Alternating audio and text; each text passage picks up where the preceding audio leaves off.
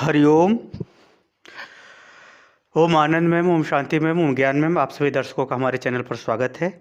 आज हम लोग बीएड फर्स्ट सेमेस्टर के अंतर्गत कंपलसरी पेपर अधिगमकर्ता का मनोविज्ञान, अधिगम और शिक्षण का जो है अध्ययन करेंगे। पहले हम इस पेपर का अर्थ देखते हैं। ये आप हमेशा याद रखिएगा, यदि आपकी सोच छोटी हो गई तो आपका प्रयास भी छोटा होगा, और प्रयास छोटा होगा तो उपलब्धि भी आपकी छोटी होगी। इसलिए आदमी बड़ा बनने से पहले, बड़े स्थान पर पहुंचने से पहले वो अपनी सोच को बड़ी कर लेता है।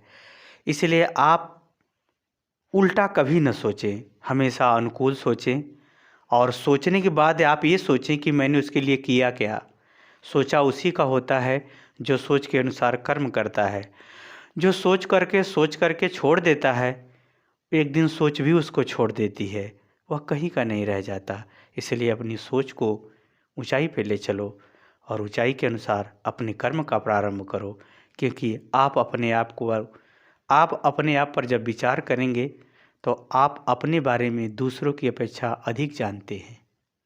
यद्यपि भगवान तो सब कुछ जानते हैं, लेकिन आप अपने बारे में दूसरे की अपेक्षा अधिक जानते हैं।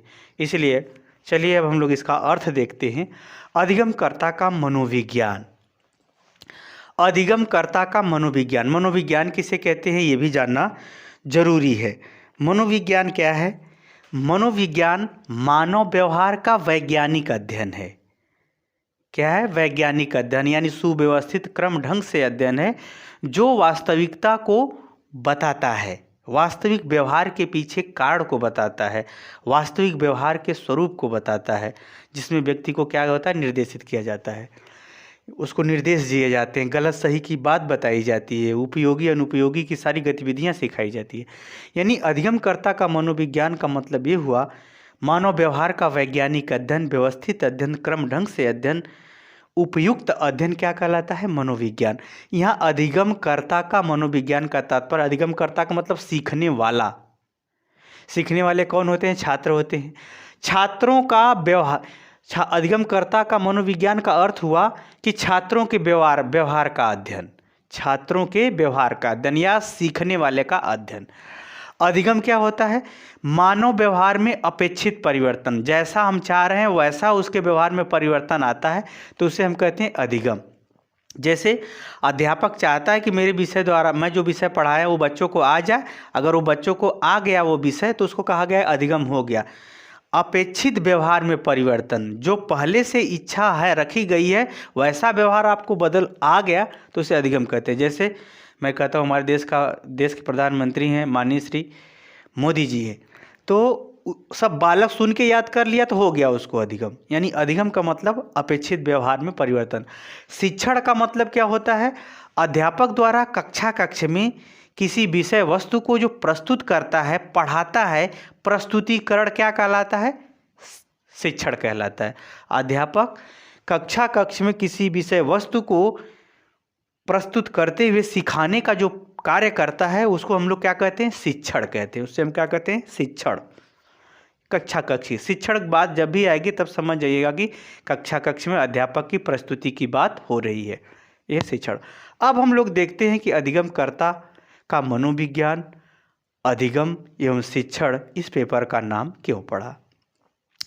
तो आइए हम लोग इस चित्र के माध्यम से इसको देखते हैं।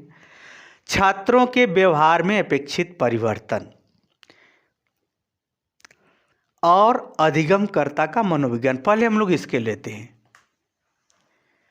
इस वाले को। अधिगमकर्ता का मनोविज्ञान यानी बालकों का जो व्यवहारिक अध्ययन करते हुए, मनोविज्ञान का मैंने बताया ना, मनोविज्ञान मानव व्यवहार का वैज्ञानिक रूप से अध्ययन करता है। यानी बालकों के व्यवहारिक गतिविधियों का वैज्ञानिक अध्ययन करते हुए, वैज्ञानिक जानकारी रखते हुए, सुव्यवस्थित जानकारी रखते हुए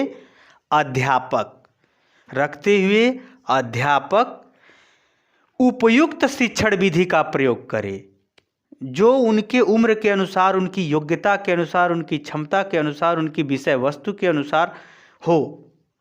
यानी अधिगमकर्ता यानी छात्रों के व्यवहार का मनोवैज्ञानिक रूप से व्यवस्थित जानकारी रखते हुए अध्यापक कक्षा कक्ष में उपयुक्त शिक्षण विधि का चुनाव करते हुए पाठ्यक्रम के अनुसार उपयुक्त शिक्षण विधि का चुनाव करते हुए पाठ्यक्रम के अनुसार ज्ञान एवं व्यवहार को इस प्रकार सिखाए कि उनके व्यवहार में अपेक्षित परिवर्तन हो सके। क्या हो सके? अपेक्षित परिवर्तन हो सके। यहाँ अधिगम का मतलब होता है व्यवहार में परिवर्तन। या तो ज्ञान के माध्यम से आप परिवर्तन लाएंगे, या तो व्यवहार के माध्यम से परिवर्तन लाएंगे, या प्रयोग के माध्यम से सिखाएंगे, या ज्ञान के माध्यम से सिखाएंगे। तो याद रखिएगा यहाँ पर अध्यापक क्या करता है कि पहली बात अधिगमकर्ता का मनोविज्ञान, जो बालक है उसके हर पहलू से वह परिचित होता है, उसके हर पहलू को जानकारी रखता है, किस स्तर पर क्या योग्यता, क्या क्षमता, क्या रुचि, क्या ध्यान, क्या बुद्धि, क्या अभ्यास, क्या स्वरूप होता है, उसके व्यवहार को उसको अध्यापक क्या करता है? जानता है।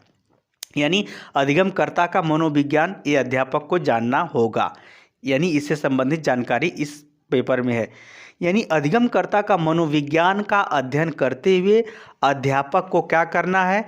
कक्षा कक्ष में उपयुक्त शिक्षण विधि का निर्माण करना है। यानी किस विषय को पढ़ाने के लिए कौन सा मेथड्स अपनाना होगा, उपयुक्त शिक्षण विधि को अपनाना है। किसके द्वारा? शिक्षक द्वारा, ताकि पाठ्यक्रम यानी जो हमको सिखाना है, यही ना सिखाते हैं। अधिगम हम लोग पाठ्यक्रम का ही ना कराते हैं, पाठ्यक्रम को ही ना हम लोग पढ़ाते हैं। यानी उपयुक्त शिक्षण विधि का चुनाव करते हुए पाठ्यक्रम के अनुसार ज्ञान या व्यवहार इत्यादि को इस प्रकार सिखाया जाए कि छात्रों के व्यवहार में परिवर्तन आ जाए। जैसा अध्यापक चाहता है वैसा परिवर्तन आ जाए तो उसे हम कहेंगे अधिगमकर्ता का मनोविज्ञान, अधिगम एवं शिक्षण।